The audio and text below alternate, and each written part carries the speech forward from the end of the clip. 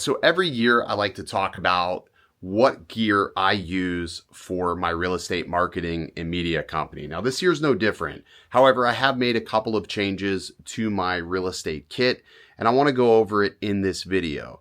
Now, I get a lot of questions as to what lenses I use, what cameras I use, what gimbal I use. And while I'm not going to go over everything because some of this gear is so new, I don't feel comfortable talking about it just yet. I'm going to go over basically my daily carry gear in this video. So let's get started. This is the bag that I use. This is the Peter McKinnon 45L. I recently switched from using Peak Design bags because I had too many accidents where I would forget to zip one side of the bag and gear would go tumbling out. A friend of mine convinced me to purchase one of these and it's been a fantastic bag so far, really super high quality, and it can fit a ton inside and it's super customizable. I'm going to sort of go through this in the order of which I actually use my gear. I just sort of have stuff laying in here because I just recently did a shoot this morning, so don't mind the mess. This is not how it normally looks. This is just how it looks right now. My photo camera, I use the Sony a7 IV. I recently switched from the A1 because I was having a lot of soft focus issues and I just felt like using a $6,500 camera on photos and images that were, I would say, disposable didn't make a lot of sense. So this is a 34 megapixel camera. It works fantastic for the type of photography that I'm doing.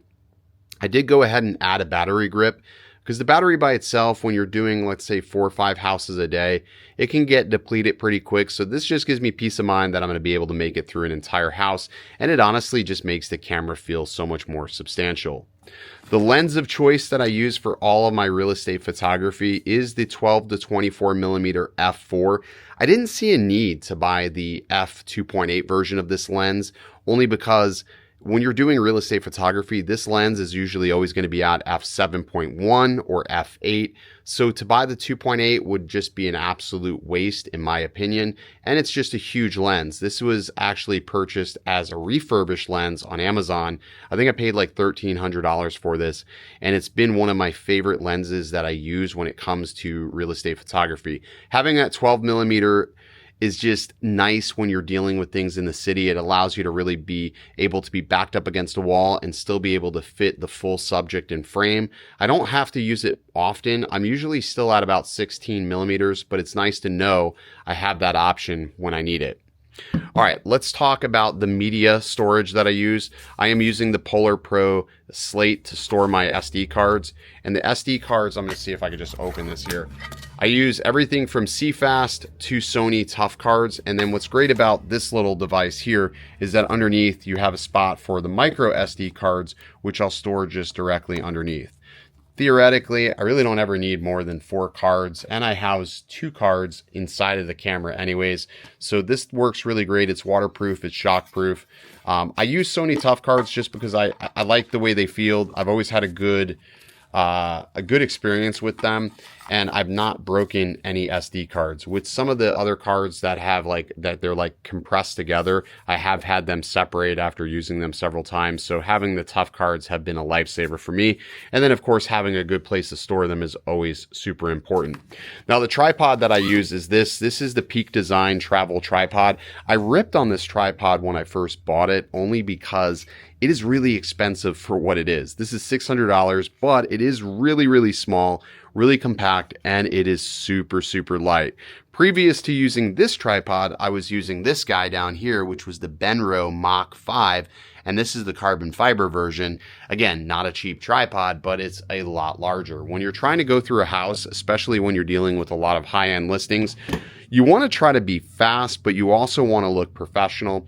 And while I have done some hand holding for my photography, I have found myself more recently going back to tripod because I just get a better image that just looks cleaner with a lot less motion shake. So that's the reason why I'm using the travel tripod. Plus it can fit right in my bag super easily. And yeah, it just works pretty fantastic. All right, let's talk about video. So for video, I have actually switched to the Sony ZV-E1. This was a late last year purchased where I bought this. I initially bought this as a vlogging camera, and I took a chance on this only because there was a lot of controversy around this camera overheating. Knowing how I was going to use this mostly for a vlogging camera, I figured it wouldn't be a big deal because I would always be on and off the record button. And that is still very much the case. When you're doing real estate videography, you're constantly on and off that record button, giving the camera a lot of time to cool off. But what I found I've been doing more than anything else is Instagram Reels. I barely ever do full size, like horizontal video. Everything is pretty much vertical now for what I've been doing. And this works great. I'm able to record in 4K 60. I have active stabilization. I have dynamic stabilization. So I have options to really give myself flexibility to handhold images or to use a gimbal with this. And it just works great. This is basically like a little mini A7S III. I have zero regrets. And I really feel like this was one of my better purchases last year was this. Colors look amazing. All of my reels are filmed on the Sony ZV-E1. My only absolute complaint with this camera is the fact that there is no CFast. So when you're offloading a lot of media, it can take some time. As far as the gimbal that I use with this, this is the Ronin RS3. This is not the RS3 Pro, it's the RS3. And actually I keep this camera, it's always in a vertical state. So I actually have bought the DJI vertical mount for this. So if you notice, this thing is permanently locked to the vertical mode. I have two gimbals. I have this and an RS3 Pro. So if I am going to do something that requires horizontal, I'll switch over to the RS3 Pro. But this just makes my life a little bit easier knowing that the camera is ready to go in the vertical standpoint. And I don't have to mess with anything. I can just grab it out of the car, get the reel done, and be back across my way, which is pretty nice. Now, as far as the video lens goes, I've been using the Sony 14mm f1.8. I was using the 16-35 f4, but I just felt like it was a little bit limiting. When you're doing vertical video and you need possible room to crop, the 14mm gives you the best possible image. It also makes things look incredibly smooth. And this lens by itself is just crazy sharp, and it just works amazing. It's my favorite wide angle lens that Sony offers when it comes to video. For my detail shots, I love to use the Tamron 28-75mm.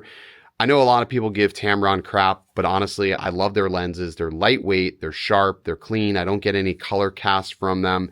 And this lens and this lens are pretty similar in weight. So when I put them on the gimbal, I don't have to do a lot of reconfiguring or balancing. So it saves me time when I'm in a house not having to rebalance things. And surprisingly, this lens, being it's as light as it is, I can actually fly this on the Ronin 4D without any issues, which is pretty fantastic. As far as my drone of choice, I have been using the DJI Air 3. Nothing's really changed there. I still use this for photos. I still use this for videos.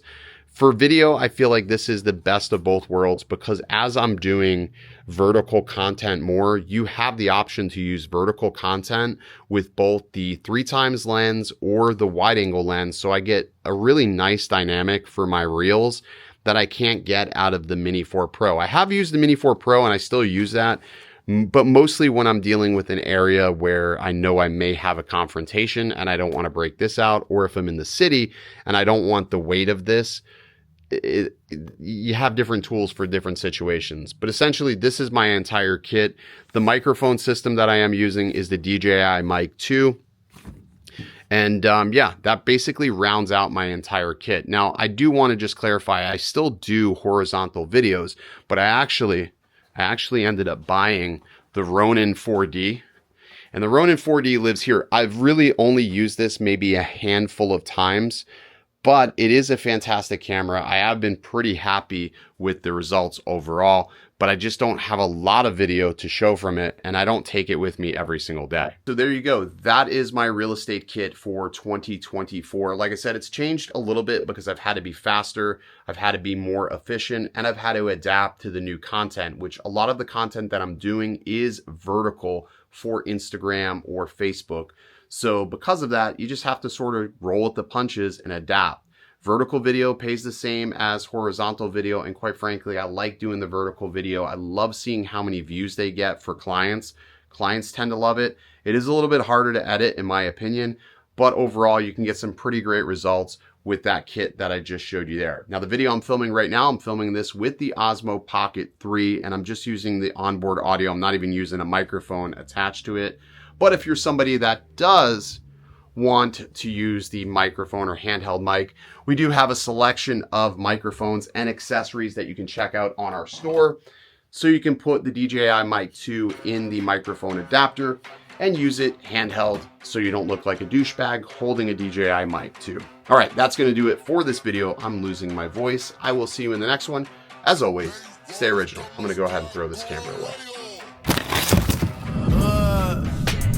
They checking for me, no one checking on me, so I had to go run up a check. I got the message on me, you know, flexing on me. My attorney gon' call and collect. Blessings on blessings for me, my successes only made them envious, they got upset. I had to put all their egos in check. I went to